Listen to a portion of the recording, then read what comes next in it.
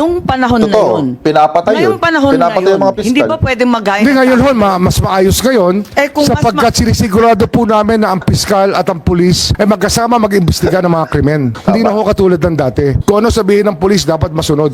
Kung mas maayos ngayon, ba't hindi na lang magpila ng kaso dito sa Pilipinas? Maayos na pala eh. Nag-iba na. Hindi ko May kaso na sa ICC. tanongin yun sa mga nagdemanda sa ICC. Correct. Hindi naman po namin hawak yung mga taong yun eh. Favorite kita ngayon, Sigboying, promise. O yung mga dilawang Duterteng panatiko painggan nyo maigi to Noong panahon kasi ni Rodrigo Duterte, hindi umaabot sa korte ang mga kaso. Yun ho yung failure ng justice system. Tumatakbo ang korte, pero yung mga kaso, hindi umaabot sa korte. Meron kang biktima, meron kang korte. Pero meron ka pang dalawang steps na kulang. Si police at si DOJ. O paano gagawin mo ngayon kay DOJ? At sino po ang DOJ secretary noong panahon ni Rodrigo Duterte? Si ngayon, Solgen Bernardo Guevara.